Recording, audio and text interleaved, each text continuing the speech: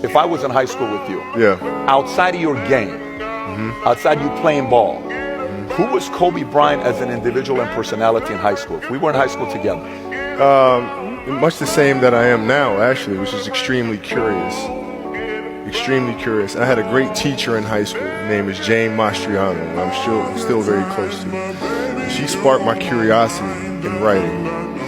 And the reason why I felt it was important at the time was not for the writing's sake, not for storytelling purposes, but there are things in story, inherently in story, that can help me be a better basketball player, be a better teammate, a better leader, understand emotions better. So that's why I got into it. Storytelling naturally, so just insanely curious, man, and trivial things weren't going to pull my attention. What I've learned is to always keep going, always. There's been times, particularly early in my career, where it just feels like this is the end.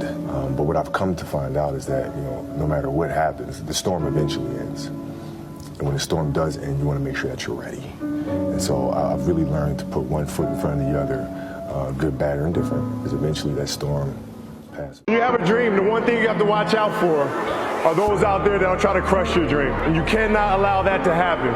That is your biggest challenge. So I challenge you to have your dream, go after it with all you have, and be legendary in your own right. Hello, everyone. I'm so sorry I can't be with you tonight. However, I couldn't completely miss the chance to take a moment to share some thoughts with all of you. You can't stop people from trying to limit your dreams, but you can stop it from becoming a reality. The lesson I cherish the most is how important it is to love what you do. If you love what you do and it's making you happy, all the hard work and perseverance will pay off. So with that, I'll let you carry on with your evening. Please know I'm thinking of you, supporting you, and encouraging you always. Those times when you get up early and you work hard, those times when you stay up late and you work hard, those times when you don't feel like working, you're too tired, you don't want to push yourself, but you do it anyway.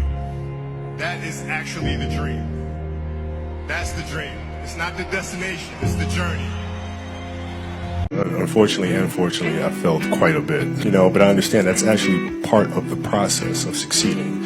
I'm not one that really believes in failure. I believe you have setbacks. And, you have to learn from those. You have to learn what are those landmines that can be avoided the next time. How much harder will you work in this offseason now to get back to the championship? I'll push myself to exhaustion. Kobe, we thank you for your time. All right, let's go over to Michelle Tafoya with Tim Buchan. And imagine you wake up at 3, you train at 4, you go 4 to 6, come home, breakfast, relax, blah, blah, blah. Now you're back at it again, 9 to 11, relax, and now back at it again, 2 to 4, and now you're back at it again, 7 to 9. Look how much more training I have done by simply starting at 4. That was the most important thing for me, is to leave no stone unturned, get better every single day. And if I lived that way, then over time, I'd have something that was beautiful. But that was my philosophy. It seems like a pretty simple one, but if you live your life to just get better every single day, you do that for 20 years, what do you have? Overall, the idea is a very simple one, and the Mamba mentality simply means trying to be the best version of yourself. That's what the mentality means. It means every day, you're trying to become better. And it's a constant quest. It's an infinite quest. To me, the mentality is a really simple one, in the sense that the confidence comes from preparation. So when the game's on the line, I'm not asking myself to do something that I haven't done thousands of times before. When I prepare, I know what I'm capable of doing, I know what I'm comfortable doing, and I know what I'm not comfortable doing. Right? And so in those moments, if it looks like I'm ice cold or not nervous, it's because I've done it thousands of times before. And so what's one more time? One thing I had in common with some of my other students and classmates was basketball. And unfortunately, because of the lack of communication with my peers, I wasn't invited to parties or friendly gatherings on the weekend. So on Fridays and Saturdays, I would go in my rec room with my basketball and basically dribble myself to sleep.